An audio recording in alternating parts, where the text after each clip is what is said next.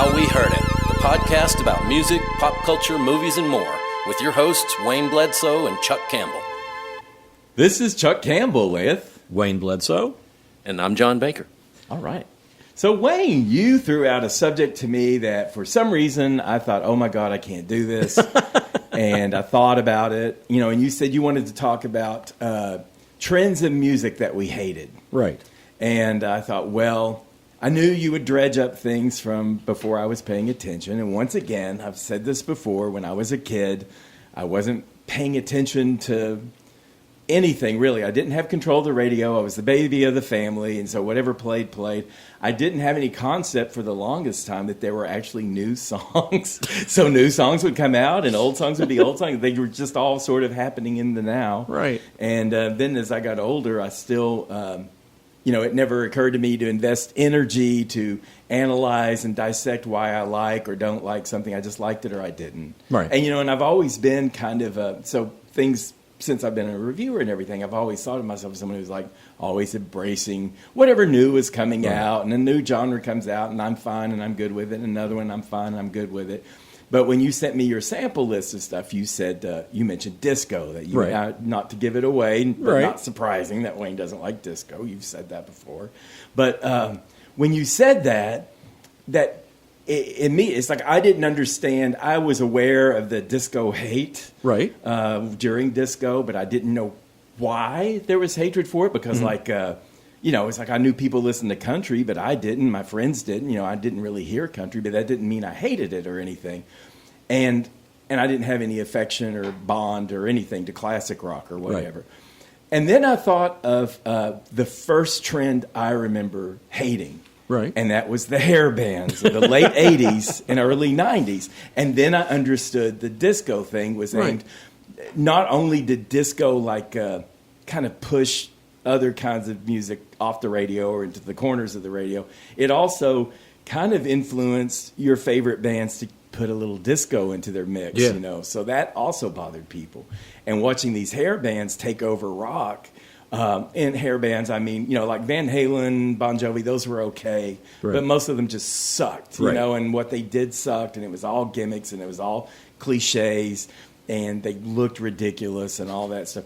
And you don't like spandex? No, I didn't like the spandex. And I mean, well, John, you should have worn different clothes today. Yeah, I mean, kudos to they wore some spandex back in classic rock days too. But this was just ridiculous. Over the top. Everything was ridiculous about the hair bands. There was some talent, like I said, Van Halen, Bon Jovi, maybe, but and I don't think of them as hair bands. Right. Well, they were hard rock bands. Yeah, and they led the way to the hair bands. Yeah. That's fair because they were more of a pioneers of something that became something awful. Yeah, you're thinking more about Warrant and Cinderella, and all of them, Rat, Round and Round, just awful stuff. And then I understood. Oh yeah, this is kind of taken over. Right. And when grunge rock and modern rock and college rock and alt rock, whatever you wanted to call it, when they came out and just took a chainsaw to all those hair bands, I've never rejoiced in something more than seeing them all fall by the wayside and we get a more solid, enjoyable kind of rock. So, well, while you're on the subject of disco, because I hated disco when it came in. And yeah, me too. One of the reasons was it was replacing live music with just playing songs in clubs and people dancing rather than, and you don't like dancing either. But, well, I like dancing. I mean, at least you're doing something besides standing there watching somebody. Yeah, but you're active. It's sort of interactive. Well, I'm moving. I mean, it's never been dancing, even when I've tried to dance. Never been dancing for you, I know. Yeah. But yeah, I mean, disco replaced a lot of the live acts, and the clubs were starting to fall away because they were being replaced by places that played disco. Right. And I hated the drumming, the program drumming that just sounded the same on so many of them. And I think we talked about it a couple of weeks ago. It's like, even the Kinks had a disco song. Not just Queen or David Bowie or whatever, the Kinks. But since that time, so much music sounds so artificial now that I listen to disco and I think it sounds organic. I think you lose real percussion. Yeah. Well, and there's bands, current bands now that sound just exactly like disco. I mean, like LCD Sound System or Chick, Chick, Chick, Chick, which is 3 exclamation points. Yeah. Both of those bands, they're pretty much disco. Yeah. And I love those bands. Yeah, disco didn't, as much as people thought it died. It didn't die. It just kind of subverted and turned into other kinds of dance music. And dance music itself has continued on this whole time. It's just been repackaged here and there. Well, see, that's the thing about trends, though, that is the worst part. I mean, a lot of times you'll have like some pivotal acts that do this thing, and they're good. But then everybody says, "Oh, they're making money doing this. That's what we're all going to do." Yep. And over and over. It's the same thing that happened in country music. Bro country is just, I cannot That's stand one of the it. things I hated. So, and this, I'm talking about like the post Garth Brooks. Yeah. Garth Brooks came along just fine, and then you had all of these bands that were just the worst. The cliche, and people would say, "Oh, it's just pop music." It's like, no, it's not. That's an insult to pop music. It's so much suckier than pop music because the cliches, the grandma with the sweet tea on the front porch and the pickup truck and the hound dogs and the bonfires. Just like, and the worst part to me, and I feel, and I'm always beating up on country, I feel like, and I don't actually hate country. Someday we should talk about what we like about country. Yeah. But to me, it was the exaggerated Southern accents, which just grated me because it's like, I'm a Southerner and I have a Southern accent, so I can say this, but it was just like so pandering and artificial and just put on in a way that, like I say, I feel pop music is insulted when people just say it's just another form of pop music, because it wasn't. Well, the thing with Garth is Garth did inject a real pop element in performance. He did. And he was talented, though. I mean, he was talented. I mean, I was never a big fan. I thought he did some great songs, and then I thought he did some good songs, and then I thought he did a lot of forgettable stuff. Yeah. But, Kinky Friedman always called him the anti-Hank. That's kind of what he was. What about his Chris Gaines era? Oh my God, Chris Gaines! For those who don't know, he took on an alternate personality who was supposedly a rock star or something. Oh yeah, he's supposed to be really edgy. And I interviewed Don God. Was, who produced that album, and he asked me about it because we were getting along great and talking about we both loved all sorts of the same music. And he said, "Well, what did you think about the Chris Gaines thing?" And I said, "Well, I thought the idea was okay to do something like that, but I said I thought the songs were terrible. Yeah. I thought all the songs were terrible, and edgy made him like Kenny Loggins is edgy. Yeah, that's what he sounded like. There was nothing edgy. No, he had the black hair, and it was kind of a shag cut, and that was the edgiest thing about it. Yeah, and Kenny Loggins was never edgy, and he was edgier than Chris Gaines. Right. But anyway, Don Was, who was really cool. I mean, he totally said, "Well, I get that. I understand that." I said, he said, "I just respected he was trying to do something different." Yep. Okay. And I'll always applaud an artist that tries to do something new. Yeah. But that's the thing with trends is it's like somebody does something different and everybody gloms onto it and they try to do it and they suck at it. Yeah. And that's, you're talking about hair bands, the same thing. Yeah. Well, I started out because I went back thinking about the first trend that I remember. Okay. Here we go. Times. You can hear the tone in Chuck's voice when he before electricity. Maybe John can understand and relate and talk with you about this one. No, this one is like the first thing I remember as a tiny kid are all the songs about dances, and none of them were really any good. The twist, the peppermint twist. Okay. There was John Waters had the Madison in Hairspray, the mashed potato, the locomotion. I mean, the locomotion is actually pretty good. The boogaloo. All these things, and it was like, okay, we can make a hit with a new dance song. It's about nothing but a dance. And it's all you need is a beat and something catchy. Yeah, and that's what they were, and it was like. And you hated that? Yeah. As a kid? As a kid, it was like, this is a stupid song. You're so much more cerebral than I was. I literally never even occurred to me. The other word is cynical. I was cynical as a small child. Of course you are. Yeah, I think that's obvious. But still, I mean, you were never a child. You were an adult from the get-go. In a weird way, kind of. Yeah. But that was one of the things. It's another one of those things where people just decide, we can make some money off this, and sometimes it's like garage rock. Garage rock. Man, there's great stuff in there with people trying to be somebody else and not able to do it. Yeah. But when you know the formula and you just go by the formula, it nearly always sucks. Yeah.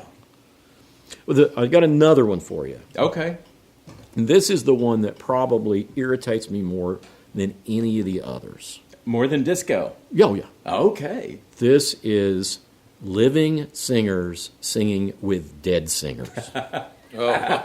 Which, With holograms? well, now with holograms, it goes back to Jim Reeves. When Jim Reeves died, they put out an album, and actually, it wasn't a live singer and a dead singer. They managed to put Patsy Cline and Jim Reeves together on a song. Well, with AI now. Now they could do it with anybody. Just like with anybody. Yeah. What, Natalie Cole? Natalie with Cole her and Nat dad, King Cole. Yeah. And Hank Williams Jr. and Hank Sr. And it's just, it's creepy. It's creepy. And it's wrong. You know, It's so inauthentic. yeah. I mean, the Beatles, I think, managed to do it okay, even though none of those songs they released are as good as actual, all four of them together Beatles Oh, you're songs. talking about that new post There have been a couple songs. I think there's four. There were four: Real Love and Free as a Bird. This new one, it seems like there's one more that I'm forgetting. But anyway, that became a thing, and everybody was doing it for a while, and none of them were good. I think there's some repeating themes that I have too. I didn't realize it at the time, where somebody came along like a Garth Brooks, Right. or just R&B. The origins of disco is just kind of a raw, big groups and dance and percussion before it became glommed onto by everyone. Right. Well, and it's easy in the music business. Whenever there is a new trend, the music industry gives it a name.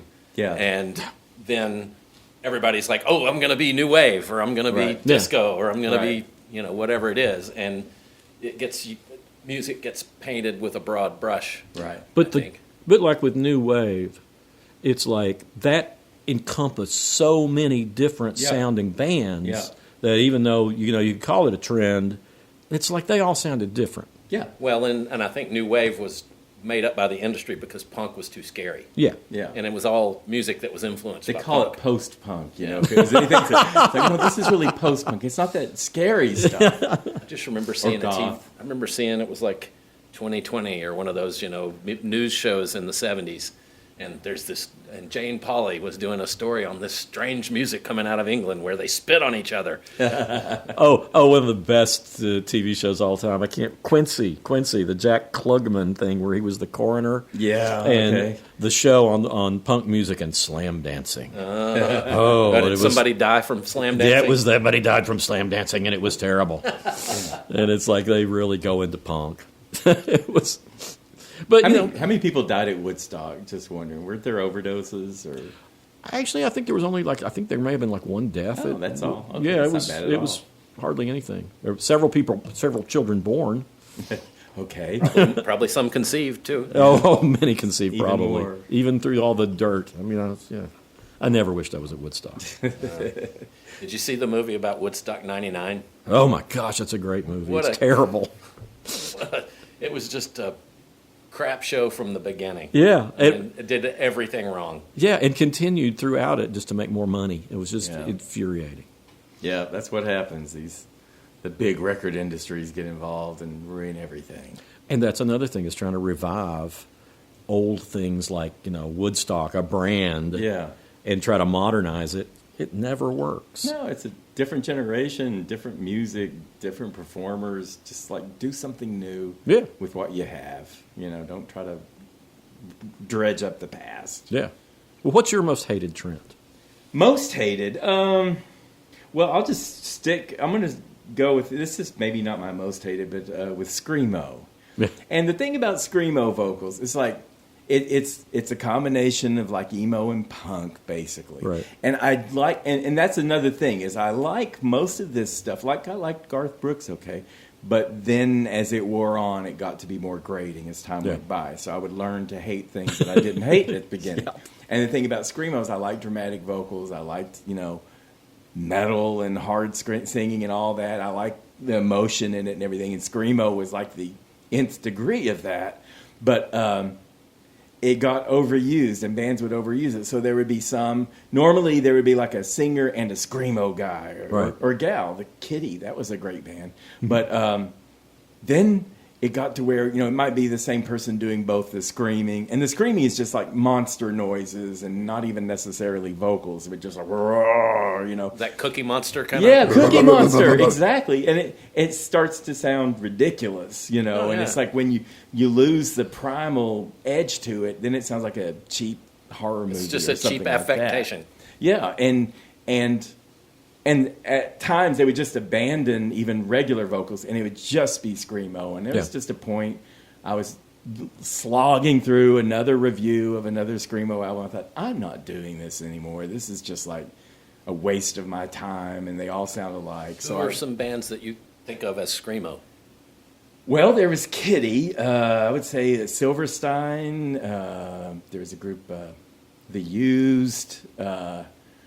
I don't think of any like big name ones as screamo or like can't offhand, but just it was mostly like bands trying to make it, and that's what I was focused on. It was like new people, and if they had some, and like I say with Kitty, it's like this is really cool, and I think they just had one screamo gal in it, and it was like real interesting to hear that kind of outrage coming from a woman like that, in a monster voice and all, but it just lost all of its novelty with me, and they just kept coming out, and it's just like I can't keep up with this anymore. I don't even want to. But what's interesting is I'm friends with members of Whitechapel, and of course Phil Bozeman for the first Whitechapel albums. Everything was like this, and then and Phil has a really nice voice. Okay, and then he started singing along with that. That's fine, but fans hated singing. They went crazy. Yeah. All the people who just want nothing but the Cookie Monster. That's a shame. And it's like Cookie Monster. Yeah, you've got so much. You have to have more than one emotion, and there's only one emotion. And yeah. There's no variance in the emotion. There's no understanding the lyrical. It's like, what am I listening to? This isn't doing anything. Yeah. And it's like song after song after song. It's not just one. And a lot of times they'd talk about serious things, and that was what was really effective too when they had like a singer and a screamo part, because they would address. There were a lot of mental illness songs that came out of screamo and everything, and it was like they were hitting like important topics and stuff, but then they just got lost in the sauce, Yeah. Well, and on that topic, when you brought up like hair metal bands, I had more respect for the hair metal bands that just stayed with hair metal than the ones I did that always had to have that power ballad. Yeah. Remember Extreme and, all these other bands that were like, they're real hard rock. Yeah. Anthem, the Anthem ballad. Yeah. Just gone. Every rose has its thorn. Oh, my God. It sure did. Yeah. And that would get, that's how they got the girls to come in. Yep. And, look at was that just like marketing to the girls in the audience? Because, I think so. I think marketing. Because that's what it felt like. It felt like this isn't anything but pandering. Again, I don't like pandering, and that happens in almost all these trends I don't like. And pandering to the radio, because they couldn't get their harder stuff on the radio. Right. But if you had a power ballad, cue in Diane Warren to come and help you write it. Oh God, Diane Warren! And the thing about Diane Warren, who has written so many sappy power ballads and everything, she's actually kind of sarcastic, funny person. Well, and she has actually written some good songs, but she had a formula for those things. Yeah, but she made her money. And some of them were terrible. Yeah. But that was another trend that it's like, God, please, not another metal band with a power ballad. It was like, please, God. I got one. What? Okay. Auto-tune. Oh, yeah. He was going to get into that, I think, weren't you? Oh, yeah. But this is something that I've hated and hated and hated, but I've heard it used to where I kind of like it. And that is Brian Eno's put out some records where I think he's reciting poetry, but he puts his voice through an auto-tune and tunes it so high up it sounds like a little girl. And that's where I think things get interesting. But if they do something different with it, exactly. then I'm all for it. Push it to its beyond what it's really meant to be. Yeah. And see what you get. I think all of these things within reason have some positive benefits, and auto-tune's one of them. It's like, I don't mind it when it's excessive, if it goes beyond excessive, then it's kind of funny again. But there's just that range of where it's a little more than just a little bit, but it's not quite over the top and crazy. And it's just a substitute for talent. Yeah. Well, another thing, I mean, and autotune's a little bit like when they would throw in like whatever instrument was hot at the time. You know, in the 80s, it was the electronic drums, the thum, thum, thum. Yeah. And then before that, in like the 60s, everybody started putting the harpsichords on things. And there was like some really good harpsichord, you know, on songs. Walk Away, Renee. Yeah, I mean, it's great. But then everybody's throwing it on everything. And it's like, just sounds silly. It doesn't need this instrument. You're just doing it because it was in the studio and you want to play with it. Right. Well, there was like, I dealt a lot with, because I guess the kind of music I was doing where there would be strings and the credits were vague. And whenever the credits were vague, I assumed they were fake strings. Right. I couldn't always tell. Yeah. So I would even in my reviews, I would say string or some kind of string-styled synthesizer. Because, you know, if a violinist isn't credited, then it's probably just someone. Yeah, it's probably mechanical. But it was hard enough for me to tell the difference. But sometimes it works, you know, and sometimes it's like, I don't care if it's live or not. I agree with all of this. Well, the thing with synthesizers is like when they came out and they first came out and they sounded weird, there were a lot of people who were doing cool things with them. And I mean, I like the weird sounds. Yeah. What I don't like are the strings and I mean, if they sound just like strings, okay. Right. But to me, so much of it sounded so fake, so washy. If they don't do it right, it just sounds. It doesn't have the kind of the texture, you know, that you get with real strings. But I mean, the development of in the late '60s, they developed the Mellotron, which is tapes. Which is I love it's a the keyboard. Mellotron, yeah. The Mellotron's it's obviously not real strings, right? But it's its own thing. It's its own thing. Man, I love the sound of a Mellotron. Yeah, but that's the thing is they had all those. Mellotron had tape loops, and you could put anything on those tape loops. I mean, I guess it came with standard stuff, but it's the beginning of a sampling keyboard, right? What is it? The Moog or Moog? Moog. It is pronounced Moog. Yeah, Moog, and they are synthesizers. Yeah.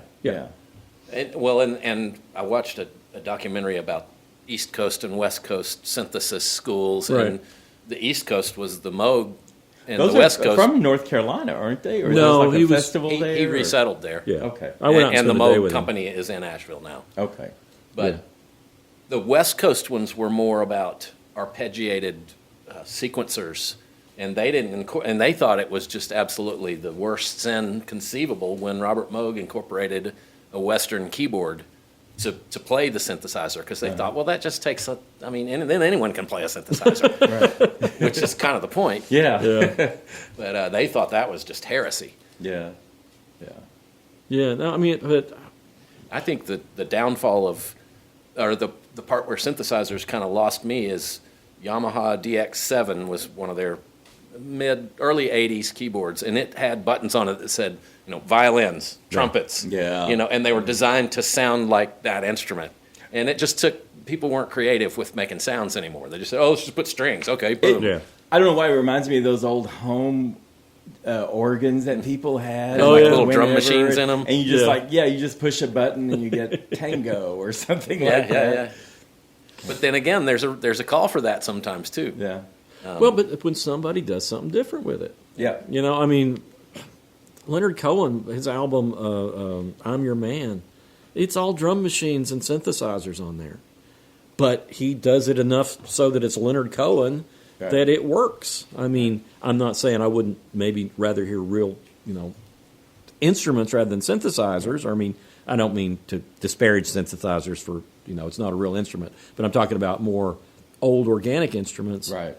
But he managed to make it work for what he does. Right. I mean, if you've got to have a percussion section and you can't have 8 different people, then, you know, you can just work it out somehow. I mean, But you know what's so funny is when I saw Brazilian Girls at Bonnaroo, and they had a real percussionist, and it was like, this is why I like these people. I mean, their lyrics were funny too, and they were, you know, they're awesome. They were they're fun just band. awesome across, and they're all from, I think.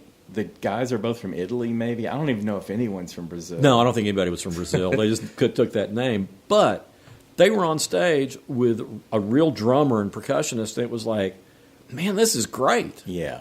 And their music can really benefit that because they have a lot of like kind of dancey type things. That's more like international music and percussion and not just whatever disco is today or whatever. Yeah. The trend that's really killing me these days, and it's more in terms of live music, live performance, is mostly like EDM music where it's one guy with a laptop and a gigantic light show. Yeah. That just doesn't interest me at all. No, me either. It's pretty boring. I like electronic music. There's a stage, the Music Festival Bonnaroo, has the past 4 or 5 years, there's one corner of the place that they've just dedicated to EDM music.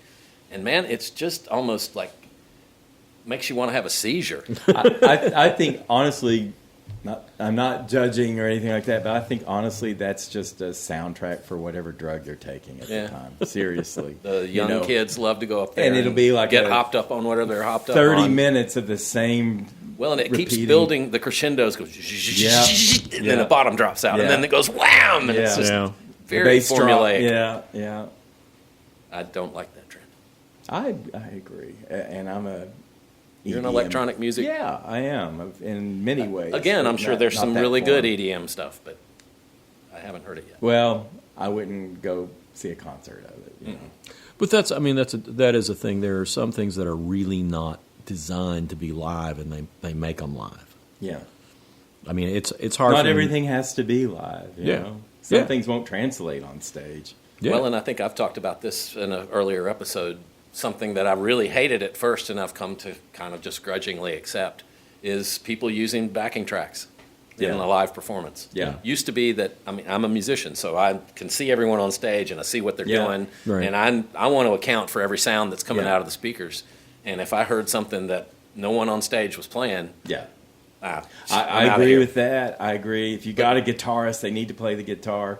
But I'm totally cool with singers who use dance using backing vocals, dovetailing with their live vocals. And somebody's on the board, and it's like if they're in a hard dance song, then they take the live vocals down a little bit in the mix. And then if they're singing a ballad or something, they take their vocals up. So you do get them singing. And they don't just have to stand at the microphone, because a lot of these performers, dancing is part of what they're selling. So you've got to see that. I eventually got, as reviewing, I eventually got used to it when it was somebody, just like we talked about this before, but like when it was Janet Jackson, I saw it. It was okay. She sang part of it. Yep. She was dancing the other part of it, and it was a backing track. And it's like I begrudgingly accepted it and just said, okay, because she's a hell of a dancer. And it's a show. Yeah, you got to see her dance. You don't want her to stand at the mic. When I had hearing damage from listening to ZZ Top playing the tapes, that pissed me off. Yeah. You don't need that crap with. Like I say, if you got a guitarist who's not dancing, then play the freaking guitar. Yeah. Yeah. But same with singers who don't move around a lot. Just then sing. Just give me all your live singing. But I mean, I've seen enough Madonna concerts to see. I mean, she wants them to leave some of her live vocals, no matter how hard she dances. So you'll hear like when she's dancing and doing her moves, just to prove that I'm singing this whole time. Yeah. But you might get a little sweetening from something pre-recorded, and that's okay. Yeah. Are there any trends that you guys really, really hated, and then decided it's okay? Because I mean, that with me, that was like disco, but it took me 40 years to do it. Now that all the disco performers are dead, you're like, oh, I guess it was okay. Well, it's funny because when I interviewed Casey from Casey and the Sunshine Band, and he was so likable, and he was telling me what the scene was in Miami where they came from, I got it where I had never gotten it before, and I liked him, and it made me go back and listen to that stuff, and it's like, this is R&B. Mm-hmm. Oh yeah. I mean, listen to Nile Rodgers and Chic. Oh yeah. Well, I always liked Chic. That's disco. And they were disco, man. Yeah, That's as they disco were. as it gets, but man, that's good stuff. But it's still it had more of an R&B feel to it than a lot of the stuff did. I think I don't know if this is a trend, but I think it's this love-hate affair I have with remakes and cover songs. Yeah. It's like, if you're going to remake a song, we said this recently, bring something to it. Yeah. Do something different with it. And even if it's just a straight-up cover song, and you at least you sound different, I can deal with that. And I don't mind. At first, I got really offended when people were like stripping like a rhythm section out and putting it on a new song. And as long as they credit them, I'm okay with that. But a thing that happens that I don't like is when they subvert the song so much that it's offensive. And it's like, and sometimes I'm not offended, but it's like Aloe Black had a song called I'm the Man, or I'm the Man or The Man. And it was built on Elton John's Your Song. Right.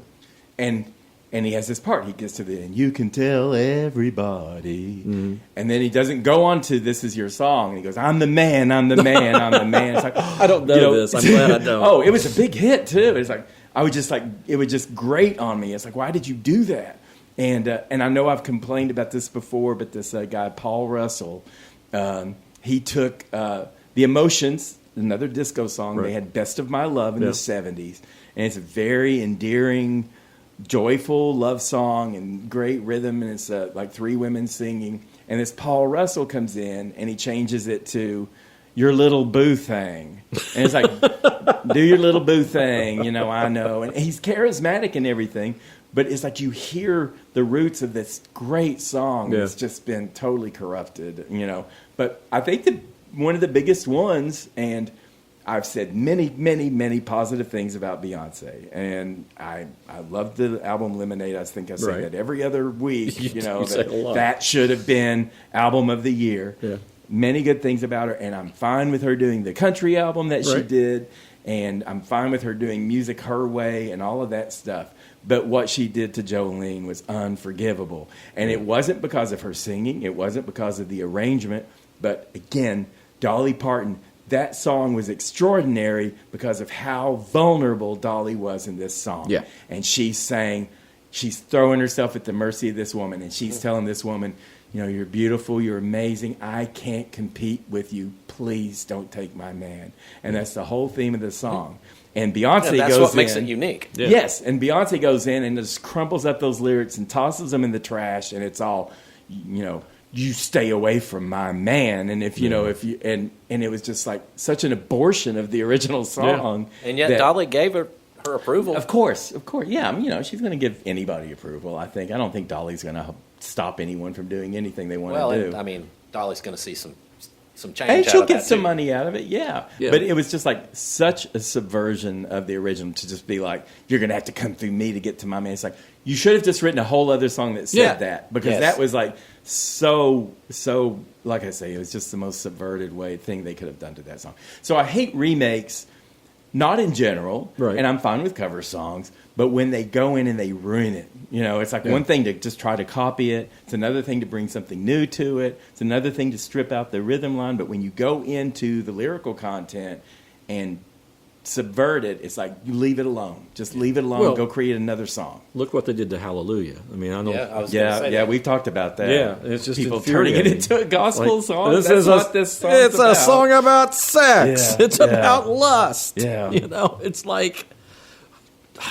I mean, and then you're kind of getting to the border of talking about just like sampling and making like Vanilla Ice taking Under Pressure, the Queen song, or MC Hammer taking Super Freak the riff and turning it into Can't Touch This or whatever the name of the song is, and that's just stealing. It is. And it's like if it's credited, if it brings. Sometimes they'll bring more, like I think the Vanilla Ice song did bring more attention to Under Pressure again, so it got kind of a resurgence. So, you could get, and again, for me, that's not quite as offensive as. The whole song is the riff. Yeah. And he didn't make that riff. Certainly you can't touch this, too. Yeah. Well, what do y'all think is the biggest trend that's going on right now? Well, one thing. Bedroom girl pop. Oh, that's cool. I mean, I think it's cool. I got no problem with that. Bedroom girl pop. Yeah, I mean, like with these self-starter teenage girls that are recording in their bedroom. Yeah. The K-pop, I think that's a big trend right now. I think that's great because it's brought in a whole, like Southeast Asia, particularly Korea and Japan, are now becoming American stars, and their language is kind of creeping into it, so people are learning more about that. One trend that was more recent but has dropped off, and I hated it, and it was in the 2010s mainly, but that was the obligatory guest rap in every, especially with the women pop singers, and it was and country, yeah, that you would have a perfectly fine song, and you would just drop in this interrupter of a rap break. And now sometimes those worked great, you know, and when they actually made it mesh into the song, that worked. But sometimes it was so obviously some dude in another country just cut something that didn't fit the tone and didn't fit musically, and they just popped it in there, and it was just a record label attempt to monetize their songs more because rap was growing and growing and growing, and the pop girls were coming along but not quite growing. And it's like, let's bring these rap fans over and put the pop. And like I say, sometimes it worked, sometimes it segued fine, and so often it was just so terrible and so interruptive, and you would get someone who's just like completely at odds with the lead vocalist, and it just sounded like. And you know, I like every part of a song to be key to that song, and you would have these parts that just were completely disparate. Absolutely, yeah, and it was just strictly an attempt to pander. Just and hammered monetize. In there. Yeah, like we're going to make these two come together. But then over time, you know, rap has kind of leveled off. You know, it's still extremely powerful, popular, but it's not growing so much now, and the women singers aren't using those as much now. And it's been a break to see that you just do your song. If you want a guest vocal, fine. But work on it. Make it fit. Don't just shove it in. Well, about that same time, rap songs would wind up with guest rapper, guest rapper, guest rapper, guest rapper, all on the same Rappers song. Rapping on each other. Well, that didn't bother me as much because at least it's the same kind of genre and the same kind of vibe, even though the vocals would all be different, you know. But after a while, it was just such a gimmick. Yeah. Songwriting by committee. Yeah. And it was, I mean, it would be like, okay, there's a part of a really good song here, but you really don't need all this other stuff. Right. You know, you don't need five other rappers to I jump want in. everything. I want everything edited down. I want all the excess to be trimmed out and tossed. You know, it's like just keep all your strongest parts of your song. And if you end up with a 2-minute song, so be it. That's better than a 5-minute mediocre song. Yeah. Well, I mean, it's like we have discussed this in here, but there's this meme of Rick Rubin talking. He's talking about movies, but it applies to music as well. And he's like, when you have one filmmaker making a film that's true to his vision, that's art. But when you have these big blockbuster movies and you have teams of people doing everything, that's not art anymore. It's commerce. Yeah, No, well, marketing and It takes us back to country where guys go into a room and they all start throwing in pieces and oh, that's great, that's great, that's great. And it's like, no, I really would rather just hear one person really singing something emotional and real rather than everybody getting together and saying, oh, they'd like to hear that. They'd like to hear this. They'd like to hear that. And you know, sometimes there is I mean, I've been sensitive, you know, in the past at, you know, looking at credits and everything on songs, and sometimes there'll be a song that has 15 songwriters and it still works, you know. But usually the more songwriters you add, the more dangerous it's going to be to not be cohesive, you know, because it's just like too many ideas. And I'm sure some of the credits are for people who, like the singer, who didn't actually add anything, you know. But it has a generic sound to it when so many people get I think involved. it gets very bland. Yeah, I mean that's. And when you're considering the audience, when you're making art, you've already lost a big battle. Yeah, you should be. I mean, you need to entertain yourself first. Yeah. Yeah, and I think that's one of the things that's kind of lost in a lot of music is everybody's thinking about their audience instead. What's going to sell? Yeah. And I mean, people have always done that, but like when music started taking off in the 50s to younger people, it was like the great thing, and Frank Zappa used to talk about this, is like the people who were running the music business, they didn't know anything about this music. Right. So they just let people come in and do it. Right. And it sold. That's best, Yeah. But it was like... They know just enough to be dangerous is the worst. And that was the first time that young people in America had disposable income right after the war. Yeah. And all of a sudden, teenagers became a thing. Yeah. But none of the people running the record companies knew what to do with it other than, okay, people are buying it, we'll put it out. Yeah, and then they started getting, you know, putting in their 2 cents Yeah. and wanted blockbusters in the 70s after Saturday Night Fever. Everything was like, and it was another thing, takes us back around to disco, is like that became... Leave disco alone. Well, but it became so popular that that's what everything went to. And it's like... But it evolved, too, over time. It a did. lot of the early disco songs that were more big band, R&B rooted, and then it kind of... Things like M's pop music and stuff was actually considered kind of disco's last stand. And it was so different from where disco started. But Well, like I said, I mean, now it sounds organic. yeah. I used to think it sounded phony, but now it sounds, this kind of sounds real. Well, there's another trend that is more of a modern trend, and I don't know that it counts as a trend so much, but it's about rap music. Mm-hmm. Rap music has a long, slow, evolving kind of growth and awareness, and I've complained before about they're not uplifting their younger performers like they used to, so they're letting the stars who've been around for 20 years still control the dialogue for it. Women rappers have become more and more prominent.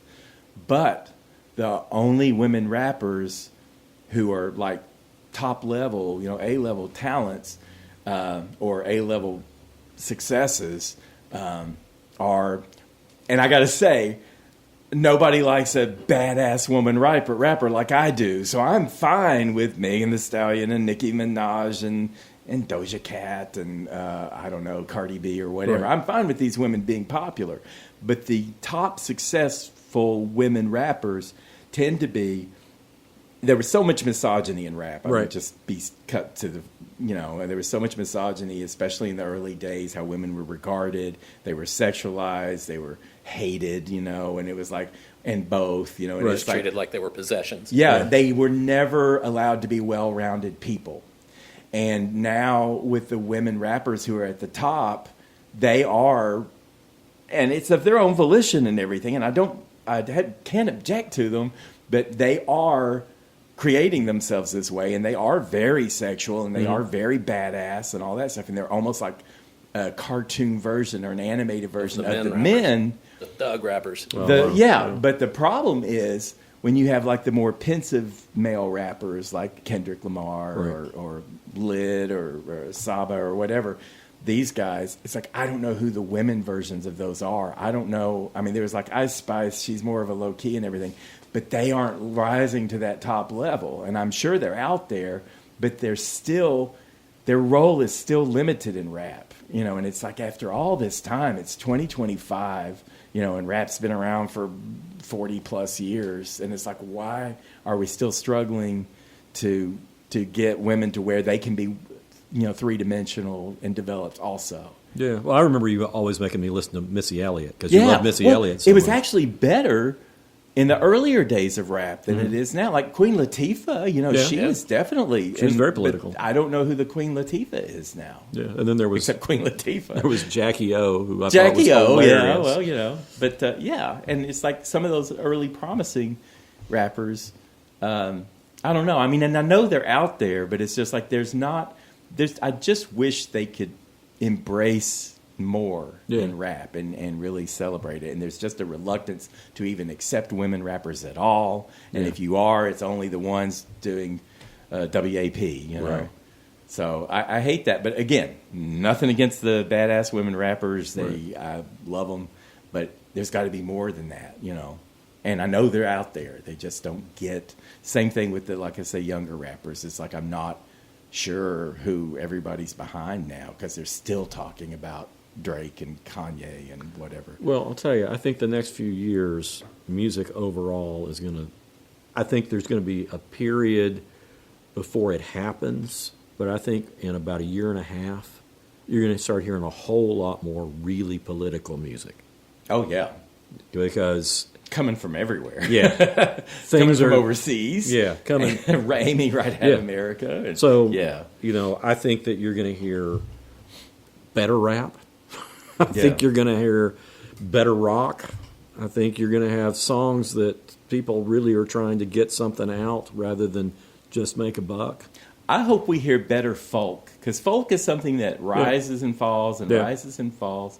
And the kind of folk that we get now is so anemic. Yeah. You know, it really is. It's like, oh, you can do better than this. You know, it's like you'll take a folk influence, maybe kind of an emo, kind of rocky type folk, and it's just too weak. It's like you got to have a little backbone in your folk, even if you're doing acoustic guitars and such. Well, when you're talking about folk, you're talking about singer-songwriter. Yeah, folk. singer-songwriter folk. Yeah, not... Yeah.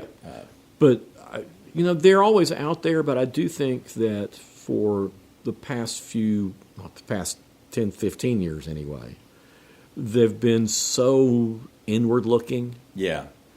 That it's kind of self-pitying. Yeah. Kind of, it's not... And some of that's beautiful, but you get tired of it, and especially when you get older and you've heard so much. Yeah, it's exactly. Like, I went through this. I've moved on, and give it a couple of years, you'll be fine. Yeah, once I was 22, I moved out of this. You'll get over that. Yeah, you'll get over not knowing what you want in the world. You know. And you'll start figuring it out. But I think I do think that's probably one of the places where it'll really start changing. Yeah, that's where politics. That's where it's been strong in the past. Yeah. So.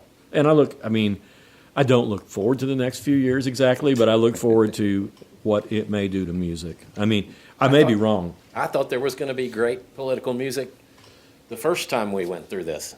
And I think there was some, but... We ain't gone through what we're going to go through. Well, we'll see. I'll be the optimistic voice. We'll see. There's checks and balances still. So we'll see. Okay.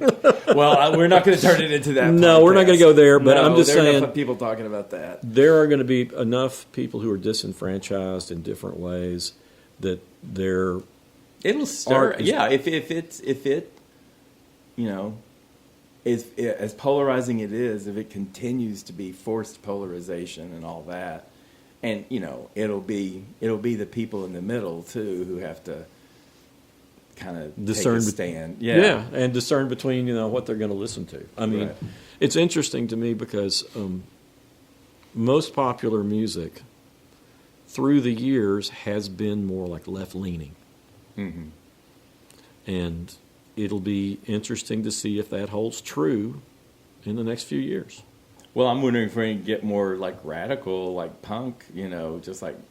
Not left-leaning, but like aggressive, like Chapel Roan was calling for when she was getting in trouble for her politics and all that stuff. And she was saying, I'm voting for Kamala, but she doesn't represent what I want either. She doesn't go far enough. So there are people, and same thing with, right-wing people. There may be people who are just wanting to push harder from both directions. Well, there may be good stuff. I think about the 60s, and you think about, you got Bob Dylan and you got Merle Haggard.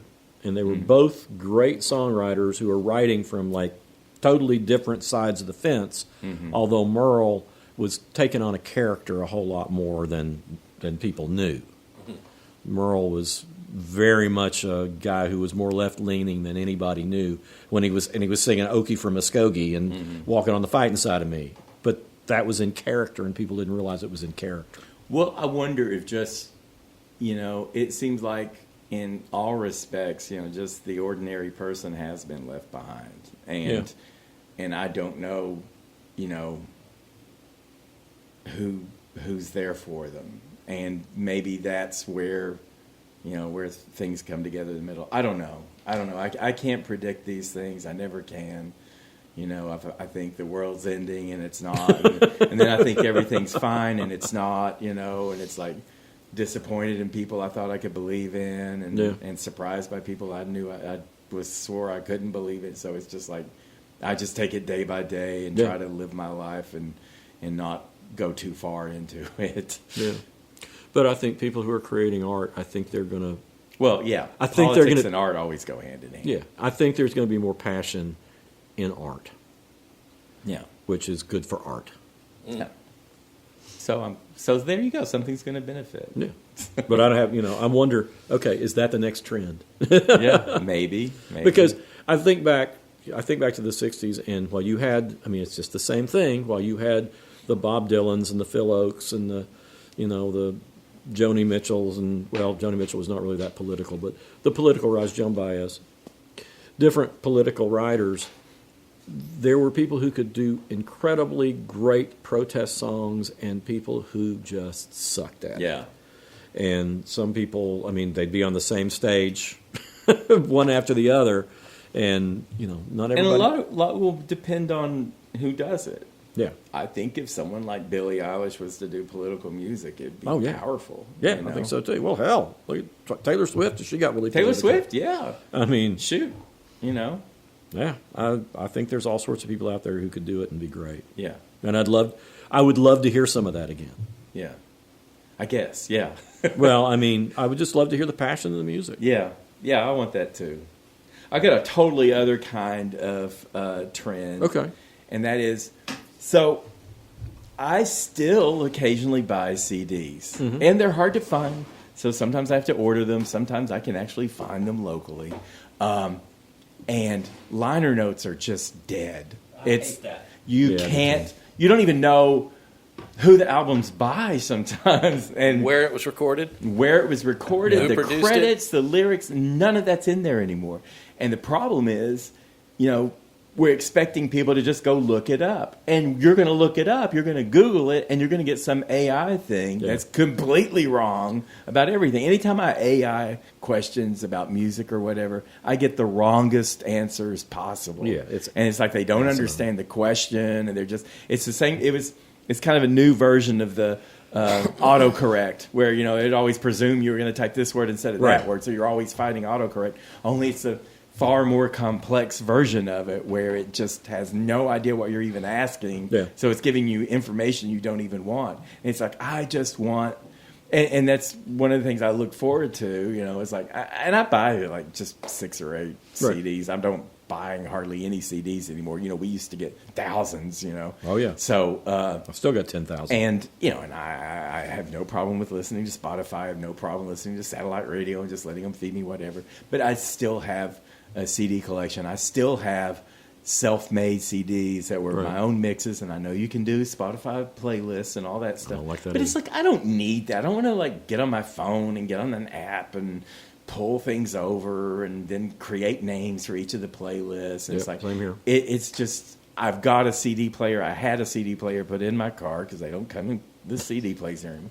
But when I'm on a long road trip or something like that, I love to just put a CD in. I don't have to worry about losing a signal or anything like that, and just listen to that. And I still buy CDs, and I still have things to record CDs into mixtape type CDs, and I want to know who did this music and what the lyrics are and what they have to say about it. Instead, you get just a little fold out of pictures and maybe some lyrics, and maybe not even song track lists for a lot of these. For a while, artists would put on their websites. Yeah. You could click on it, and you get all the credits and all the lyrics and everything. But I'm not seeing that as much. No, anymore. and if you search for it, their search engines and all that stuff, they're going to take you to whatever AI they're creating. They don't want to take you to the artist's website. No. And, it's a mess, and I think it's going to make us more unknowledgeable, less knowledgeable about what we're even listening to and who even did it. I was saying it's just going to make us more stupid. I thought that's where Of you're course going. it was. Yeah. Well, I was trying to find a way to say that, but it's just going to make us more stupid than we already are. Thank you, AI. Yeah, and that's the thing. Is every time you type something in and you get the AI summary at the top, It's so it's wrong. always wrong. It's just like, what do you even... It's like, I don't even know where it comes from. Yeah. And you can ask very specific questions, and it's just like... It's just trying to anticipate what your question is based on the just most basic information, and so it's just going to be wrong all the time. Well, for some reason I was looking up the V-Roys a couple of weeks ago, and it was like the little AI summary popped up. The V-Roys are a local band, and it was like all this misinformation. It's like I wrote the liner notes to their compilation, so I know the history of the V-Roys. I'm friends with all those guys. But you can't find that, Well, no, I mean, it's like that's out there. My thing is out there somewhere. I could go back to my CD copy and read it. Right. But it had members in the band that were never in the band. Yeah. It had all sorts of stupid stuff. And it's like, how can anybody put anything together anymore that has any accuracy? Right. There needs to be kind of a Wikipedia for music albums. It's like you don't have to buy There's CD. Wikipedia. Yeah, there's Wikipedia, but the thing about that is it's often wrong too, and it seems like with people able to change it and stuff like that, it just I wish, the artist, it's like, or just, Q code. Well, it doesn't even have to be buying CDs. If you're just going to Spotify something and listen to it, you should get to know. If you're the least bit interested in it, then try to find out. You might find things that'll make your listening experience of other things better, because you may realize, oh, they collaborated with this person. I'm going to go find them. This is how I found some of my favorite music. Was when I would buy the album back then on vinyl, or later on CD. Vinyl. But you'd read, okay, they didn't write this song. Right. It was written by somebody, and you'd go, well, I'm going to get an album by this person because I really love this song. There have been plenty of times when I've seen a writer's name pop up on different artists, and so I finally, I've seen this name on 3 different people I like, and you go find them. It's like, wow, they're great. Yeah. And same is true with producers. I've bought albums that were produced by someone just because they've got great taste. I don't even know who the artist is. And sometimes it's a musician that's like, I remember when I was buying cutouts back in the days, when vinyl albums would be out at Woolworths or whatever for $1.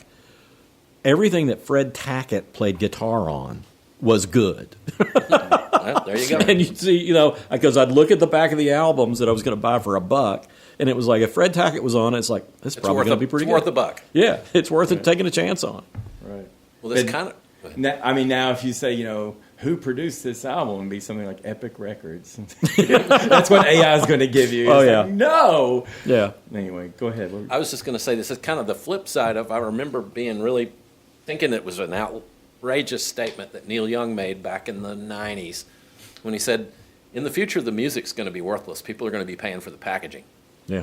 And the liner notes and the books there. And the art and you can't even get that anymore. Yeah, you can't buy it. Maybe someone will, I don't know. I wonder if there would even be a market, though. I do wonder if younger people today really do even care.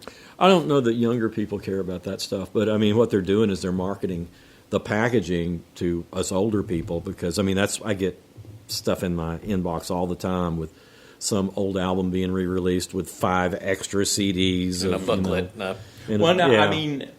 I do think the Taylor Swift fans obviously are interested, because everything that she puts out, it's like a whole array of products that come out with one album, and it's like books and different versions and different art and different songs, and so I know that, and I know they're not all old, so there's still interest in that, but I don't know if it's enough to change anything. Yeah, I don't know. Are we ready for recommendations? Oh, I guess so. So you're going to go last period? Or? Well, if we start with movies, then that'll give me a transition. If we start with movies, and you guys do your movies or TV or whatever. Well, I'm going to start with a movie. Okay. And that is a 2025 movie. This year movie, right? One of them days. Oh, I knew you were going to see this. Of course, I was going to see this, because I mentioned I don't know, a couple of months ago about Girls Trip, the 2017 movie that was had 4 women of color, and it was a buddy comedy and all that stuff. And this is 2 women, younger women, Keke Palmer, who's a fantastic actress, and SZA, who's a singer, a great singer. And they play these 2 roommates in South L.A., I think in the Baldwin Village, and there's apartment complexes down there called the Jungles. And it's because of the landscape and palm trees and stuff like that. Uh-huh. But, and it is a predominantly black area of town and all that. And there are these 2 scrappy women who are just getting by, and the boyfriend, SZA's boyfriend in the movie, takes their rent money and invests it in something else. So they don't have their rent money, and the landlord's threatening to evict them that day if they don't come up with the money. So it's not an uncommon premise, and it's got chaos, and it's raunchy at times, and it's funny and weird, but it really captures the vibe of L.A. It really captures the 2020s, and it's 2 women of color, 2 young women of color, which when you go back to buddy comedies, you have to go back to the 80s and white guys, and something like that. So that perspective does filter into it, so it's not just a straight up, I've seen this before. Right. And like I said, Keke Palmer is fantastic. They have good chemistry between them. And it really does, without seeming too hokey or anything, it really does have a warm vibe to it in addition to the raunch and all. It's kind of uneven, in places, but I just, if you just want a dumb comedy and you want to see just a little bit of a different spin, i.e. to poor women of color scrapping to get by in Los Angeles today, I definitely recommend it just because it was just fun. And I laughed even when I didn't think I would laugh. I was laughing at just some silly, dumb stuff. I will recommend a movie. It's a rock documentary. It's called A Mutiny in Heaven, and it is a documentary about the Australian band, The Birthday Party, which was Nick Cave's original band, and they have a really interesting history. They were, it was just really interesting. I love rock docs. So, I do too. A Mutiny in Heaven. It's about the birthday party. Cool. When was the birthday party? 70s? 70s, okay. I think. Maybe. I think it's 80s. I don't think did they start in the 70s? I may be wrong. I'm not sure how old Nick Cave is. That was kind of I think Nick was. I think it was birthday party was pretty 80s, young but I may in be the wrong. 70s, I would think. Let me But maybe see. I'm wrong. But yeah, they were more abrasive. I mean, Abrasive sort of punk influence. Their first album was 79. Oh, okay. Well, I didn't hear about him until the 80s. But I like Nick Cave. Period. Yeah. He's got good wisdom Yeah. that he's gained from all of his forays into the darker side of things. Yep, and all the things that have happened to him. But yeah, I subscribe to the Red Hand Files and read that every time he puts a new one out. Oh, is that his blog or? Yeah, he has like a blog, and you can get on the mailing list, and it'll just be sent to you, and it's always interesting. And he's very human and lets himself be vulnerable in his things that he posts, and he answers. But the basic premise is he's answering questions. People ask him things, and he answers them. What's it called? The Red Hand Files. Well, I want to You're going to do a double whammy on us. Well, yeah, I'm going to, because my movie and my music recommendations are both tied together. All right. I saw A Complete Unknown, the Bob Dylan movie with Timothy Chalamet and Ed Norton, and I thought it was really, really good. It's a little slow probably for people who are not interested in Dylan. I know you probably wouldn't like it, Chuck. But if you're at all interested in Dylan and fame and in that period of time, it's really good. Well, hit us up with how Timothy Chalamet, whatever it is. How he does his Bob Dylan, because that's the big question. Well, that's the thing is he shows Dylan as kind of a jerk, kind of not really connecting. So accurately. Yeah, he doesn't really connect with the people around him necessarily. He thinks, and rightfully so to some extent, that he knows better than they do. But it's interesting because there's a lot, the romance between him and Susie Rotolo, who Elle Fanning plays somebody who doesn't have Susie Rotolo's name, but that's who she's supposed to be. Mm-hmm. Sylvie is who she is in the movie. But that's one aspect of it. You're watching their romance that kind of happens and kind of doesn't happen. And you're watching Pete Seeger, who Ed Norton absolutely nails Pete Seeger. I mean, I'd interviewed like lots of people who were represented in this movie through the years. And he got Pete Seeger's mannerisms down cold. You think you're watching Pete Seeger. He's so good at it. But part of the movie is the relationship between Pete Seeger, who kind of introduces Dylan early on. Kind of a mentor. Yeah, kind of. He's in the hospital with Woody Guthrie when Bob Dylan goes to visit Woody Guthrie. And it's a really good scene. And then Bob Dylan goes in and stays with Pete Seeger and his wife and family for a little while. And it's fun because, or it's not fun, it's good because it shows you somebody changing. You understand why Dylan really hates part of the fame. And he wants to make his music and he likes performing and everything, but there's a good reason for him to hate part of it. Does his vocal come up? Is there any kind of joke or anything? Oh, yeah. Yeah, Okay. People talk about that. One of the things, and it's pretty historically accurate, they meld some things together, especially the reaction at the Newport Folk Festival in '65, and then when he goes to England and goes on tour, the reactions, there's violent reactions at both of those shows. There's one that they used to call the Royal Albert Hall concert, which didn't happen at Royal Albert Hall. It happened someplace else. Oh. But they shout Judas at him, and he says, play it effing loud. And they put that in the Newport thing. Okay. But they had a violent reaction to him at Newport, too. Okay. But all sorts of people are represented in it, including Alan Lomax, who I interviewed, who comes off as a real villain in it. And I don't think he was a villain, but he wanted a better story. To have it made it. He's a good person to be that. Yeah. But overall, I mean, I'm a real hard on rock docs or music biographies because so many of them don't care about the facts and get it all wrong and get the chronology all messed up. Yeah. But in this, James Mangold, the director, is the same guy who did Walk the Line, which is another really good music bio. And, he gets it right. I want to read more about Dylan's relationship with Johnny Cash because they make Johnny Cash kind of pivotal in this movie. Really? So I'm interested to find out just how accurate that is.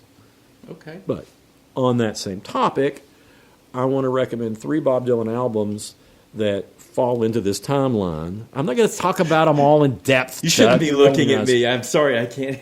I know. If people could see this, you would be seeing Chuck throw his head up, roll his eyes every once in a while. Trying not to fall asleep. All right, what Bob Dylan albums are you going to recommend for us? Bringing It All Back Home, Highway 61 Revisited, and Blonde on Blonde, which are my pick for the 3 most pivotal albums released by one artist consecutively. And I think a lot of people would agree with me on that. What period was this? Is 65 to 66. Okay. So you've got 2 years, 3 albums, and every one of them is a classic filled with now songs that are now standards. And my favorite of the 3 is Bringing It All Back Home because there's a little bit of the old folky Dylan left in him. Mm-hmm. Mr. Tambourine Man is a pretty folky song, but then, you've got It's All Right, Ma, I'm Only Bleeding on there, too. And it's like... And the Subterranean Homesick Blues is on there, too. Yeah, which is basically a rap. Yeah. But all 3 albums are incredible, and I think everybody ought to own them. So, but if you want to get a flavor of what the change is in Dylan, those are the 3 albums to get because that's his strongest artistic period. Probably Blood on the Tracks that came out later. You can't mess with Blood on the Tracks. That's what I was going to say. Yeah, I mean that may be his best overall album, but when you've never 72, I think. How far does this movie go into his life? It starts in 61 and ends in 65. Okay. So it didn't go that deep. Yeah, it just starts with him getting to Greenwich Village and then him going electric. Does it have a good finale, considering it stopped so early in his career? Yeah, because it ends with the Newport Festival. Okay. And it puts you back in that time. I mean, I love the movie Inside Llewyn Davis, which a lot of people hated, which covers that time fictionally, but it's got a lot of the same things in it. I mean, you see Peter, Paul, Mary in the background, which they really should have played them up a little bit because they did more to popularize him than anybody when they had a hit with Blowing in the Wind. Oh, yeah. They have the Joan Baez, who's great in it, the character. And I interviewed Joan Baez many times through the years, and you could tell her relationship with Dylan was fraught here and there. But there's one great scene, and it's perfect. Timothy Chalamet is being this, and she goes, you're kind of an asshole, Bob. And he kind of goes, yeah, well. And? Yeah. Your point is? Yeah. And that's one of the things. It feels honest. And that was the biggest part of it to me is this movie feels like an honest tries to be an honest representation of a terrific artist. Well, I respect you, and I know you're Bob Dylan. So all the Bob Dylan fans or possible fans, take heed of what Wayne has to say. Don't worry about my silly reactions. Oh, that's fine. If it were a Missy Elliott bio, I'd probably do the same. Yeah. Well, yeah. I'm not talking about Missy Elliott today, but it's something. Yeah. Go ahead. Who's your recommendation? Well, no. Let's go with John. Oh, okay, here. John. I was going to... Oh, yeah. Music. I'm going with a Canadian band called the Weaker Thans. Their first album came out in 1999, and it's called Fallow. The guy is a really good, it's one main guy, and he's a really good songwriter, and you can tell that he's listened to a lot of Bob Mould and Husker Du. It's got just a wall of guitars. Yeah. But really good songwriter, and they're not all distorto guitar stuff. He writes some folky, like acoustic stuff too. You But say he's Canadian? they're Canadian. They're from Ontario, I believe. Okay. Manitoba. Manitoba. Oh, Yeah. wow. That's out in the country. Yeah, that's the Wyoming of Canada. If there's such a thing. But they put out, let's see, their last album was in 2000. So, oh no, wait, I'm wrong. It was in 2010. They put out Okay. 1, 2, 3, 4, 5 albums. So Okay. The Weaker Thans. They're good. Okay. All right. Well, I'm going to talk about the Murmurs. Okay. And they were a big, they weren't a big, but they were a 90s act. It was two lesbians, Leisha Haley and Heather Brody. But their music was like alt pop, smart ass, kind of jangle. It's like a power pop, kind of a next generation Go-Go's. Okay. And the interesting thing about it is, or one of the interesting things, is like in the 90s, we had more out women who were performers. But they were people like the Indigo Girls and Right. Melissa Etheridge and these very, serious kind of, I don't want to say strident, but sometimes strident kind of performers and everything. And the Murmurs were just playful counter-programming to that. And they had a couple of good songs in the mid-'90s. They had one called You Suck. They did a version of White Rabbit for some reason, which was odd. Was that Starship or Jefferson? No, it was Jefferson Airplane. That's okay, also it was Realistic Airplane Pillow. at that point. But they always should have been bigger than they were. And in 1997, their record label, I believe it was MCA Records, put out Pristine Smut. And the thing about that, it didn't do very well. And the record label believed in them and everything, so they kind of repackaged it. And these are two, attractive young women. And so they repackaged it. And Pristine Smut had like this older kind of archive-type photo on the front. I think something just hit wrong with it. So they came back around the next year with Blender in 1998. And Blender is the album you want because they added the song La Di Da to it. But it's basically a refashioned version of the 97 album. And La Di Da is just great. They have like I say, they're playful, they're funny. They could very well be the next generation Go-Go's and all that stuff. And Leisha Haley, one of them's Heather Brody, and I don't know much what happened to her. I think she went into musical theater and was successful in that realm, but kind of got out of music. Leisha Haley, she was, in these days, she was Katie Lang's young girlfriend. And then she hooked up with another woman, what was her name? Camilla Gray, and they created the electro-pop band, Her. So that was out for a while. And then she came back around, and now she's with an actress, Kim Dickens. But she's also probably best known now as Alice from the L Word and from the L Word generation, the newer version of the L Word, the Showtime lesbian-oriented story. And she's awesome. She's kind of like a Jane Weedland type. She's got this high voice and everything. But there's so much charisma on this album, and I was just really disappointed in the whole world when their second version of that album, that when Blender didn't make it, it's like everybody just missed it because it's just so much fun.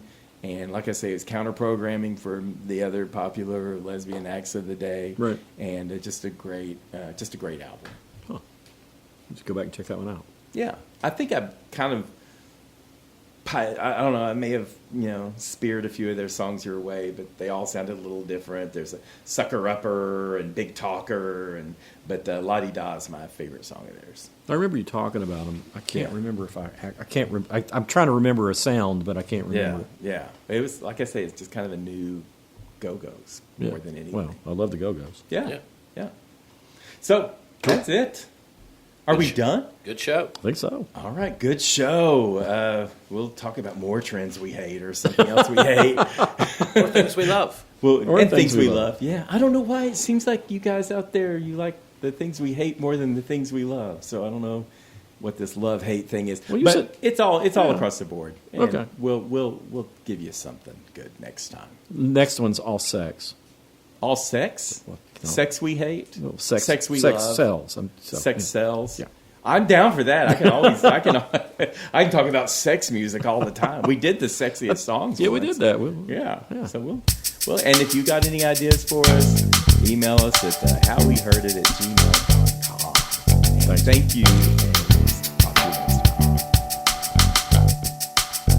You've been listening to How We Heard It with Chuck Campbell and Wayne Bledsoe, a podcast about music, movies, art, culture, whatever it is that's on their mind. How We Heard It was recorded at the Arbor Studio in Knoxville, Tennessee by me, John Baker. How We Heard It is a Cozy Planet production. If listening to this podcast has given you a burning sensation, then we recommend you sit in a hot tub until your symptoms fade away. If you'd like to reach out to Chuck or Wayne or even me, you can send an email to howweheardit@gmail.com.